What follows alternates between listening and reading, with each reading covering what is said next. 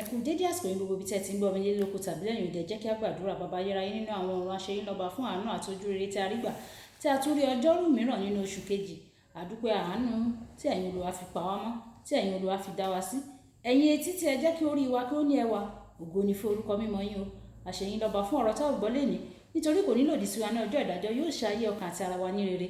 Torí tí a gbàdúrà lórúkọ Jésù Olúwa wa. Àmín àmín orúkọ Jésù. Ìwé ọ̀run ṣíṣí tí a tẹ ọwọ́ olùṣọ́-àgùntàn Enoch Adeboye kọ. Ìní ọjọ́rú ọjọ́ 21 oṣù kejì. Àkòrí tí a ó gbéyẹ̀wò sọ wípé ọwọ́ ọ̀tún Olúwa, ọwọ́ ọ̀tún Olúwa. Àwọn àkọ́sórí wa nínú ìwé Àìsáyà orí 52 ẹsẹ̀ 10 tí ó kà báyìí pé Ọlọ́run gẹ́gẹ́ bí orúkọ rẹ, bẹ́ẹ̀ ni ìyìn rẹ dé òpin ayé, ọwọ́ ọ̀tún rẹ kún fún òdodo. Nígbà tí a mú Bíbélì kíkà wa nínú ìwé orin Dáfídì orí 99 ẹsẹ̀ 9 títí dé 13, ìwé orin Dáfídì orí 99 ẹsẹ̀ 9 dé 13. Olúwa Ọlọ́run àwọn ọmọ ogun, ta ni Olúwa alágbára bí ìwọ, tàbí bí ọwọ́ ọ̀tún rẹ tí ó yí ọ ká? Ìwọ ni ó jọba ìbínú òkun nígbà tí ríru omi rẹ̀ dìde. Ìwọ ni ó mú un pa rọ́rọ́. Ìwọ ni ó ti ya Réhábù pẹ́rẹpẹ̀rẹ bí ẹni tí a pa. Ìwọ ti fi apá ọwọ́ agbára rẹ tú àwọn ọ̀tá rẹ ká. Ọ̀run ní tìrẹ, ayé pẹ̀lú ní tìrẹ, ayé àti ẹ̀kún rẹ̀. Ìwọ ni ó ti ṣe iṣẹ́ ìpìlẹ̀ wọn, àríwá àti gúúsù. Ìwọ ni ó dá wọn. Tábórù àti Ámórì yóò máa yọ̀ ní orúkọ rẹ. Ìwọ ni apá agbára, agbára ni ọwọ́ rẹ, gíga ni ọwọ́ ọ̀tún rẹ. Wáyé tẹ́tí bẹ̀rẹ̀ jẹ́ láti gbọ́n tí olùṣọ́-àgùntàn Enoch Adeboye ní fún wa ní èní ọjọ́rú. Ó ti wá yé mi pé ìyàtọ̀ wà láàrin ọwọ́ ọ̀tún àti ọwọ́ òsì ju bí a ti ń wò ó lára wa lọ. Fún àpẹẹrẹ, nínú ìwé Mátíù orí 5 ẹsẹ̀ 30, nígbà tí Jésù sọ nípa ohun gbogbo tí o gbọ́dọ̀ ṣe láti rí pé o kò sọ ọ̀run nù, ó ní bí ọwọ́ ọ̀tún rẹ bá máa mú ọ kọsẹ̀, ọ̀run o lè sọ pé bí ọwọ́ rẹ. Ṣùgbọ́n ó ṣe àtẹnumọ́ ọwọ́ ọ̀tún nítorí pàtàkì rẹ̀ nínú ìwé Genesis orí 52 ẹsẹ̀ 9 títí dé ẹsẹ̀ 20. Nígbà tí Jákọ́bù fẹ́ súre fún àwọn ọmọ Jósẹ́fù méjèèjì, ó mọ̀ọ́mọ̀ gbé ọwọ́ ọ̀tún lé àbúrò àti ọwọ́ òsì lé ẹ̀gbọ́n. Látàrí èyí, àbúrò di ẹni ìbùkún ju ẹ̀gbọ́n rẹ̀ lọ.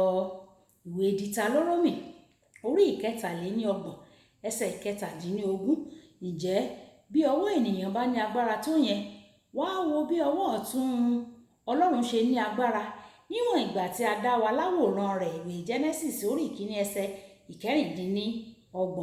Orin Dáfídì orí 17 ẹsẹ̀ 7 sọ bí Ọlọ́run ṣe fi ọwọ́ ọ̀tún rẹ̀ bá ni wí ní ọ̀nà mìíràn nígbà tí a bá já ẹlẹ́ṣẹ̀ gbà lọ́wọ́ ọ̀run àpáàdì. Ọwọ́ ọ̀tún Olúwa ló ṣiṣẹ́ o.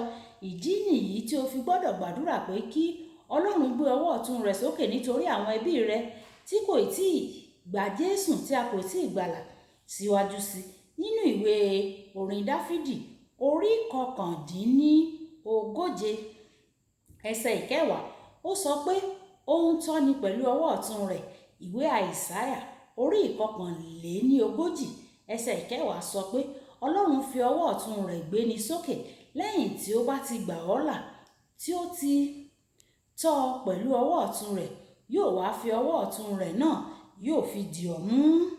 Nínú ìwé Ẹ́xódù orí 15 ẹsẹ̀ 6, Bíbélì wípé ọwọ́ ọ̀tún rẹ̀ kò ní agbára nìkan o, ṣùgbọ́n ó ní ògo nínú. Èyí sọ fún wa pé Ọlọ́run máa ń fi ọwọ́ ọ̀tún rẹ̀ jà. Nínú ìwé Ẹ́xódù orí 15 ẹsẹ̀ 11 dé 12, Bíbélì sọ pé ọwọ́ ọ̀tún rẹ̀ ló fi gbé àwọn ọ̀tá wa mì. Nínú ìwé Máàkù orí 14 ẹsẹ̀ 62, Bíbélì sọ fún wa pé ọwọ́ ọ̀tún Olúwa jẹ́ ọwọ́ ọ̀tún agbára. Ọwọ́ ọ̀tún Olúwa jẹ́ ibi tí wàá ti rí ẹ̀kún ayọ̀ àti dídùn inú ayérayé.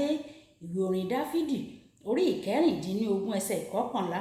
Olùfẹ́, ó yẹ kí o mọ̀ pé kìkì àwọn tí a rà padà nìkan ló lè wà ní ọwọ́ ọ̀tún Ọlọ́run o.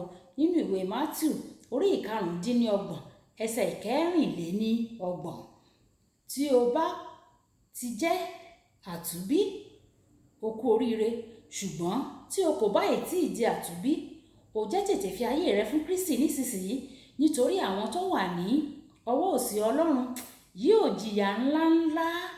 Àwọn ni yóò sunkún tí yóò sì pa yín keke nítorí àwọn ibi tí wọn yóò rí.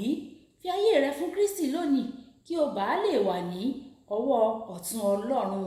Kókó àdúrà: Bàbá jọ̀wọ́ gbé ọwọ́ ọ̀tún rẹ sókè nítorí mi, kí o sì jẹ́ kí àwọn ọ̀tá tó ń bá mi jà di ẹni ìparun ní orúkọ Jésù. Ọlọ́run yóò gbé ọwọ́ ọ̀tún rẹ sókè nítorí tiwa ní orúkọ Jésù, yóò sì pa àwọn ọ̀tá wa run ní orúkọ Jésù. Olúwa kó ní orúkọ mi nígbà tí a máa pàdé lọ́la. Ìpàdé wa bí oyin. Ó dàbọ̀.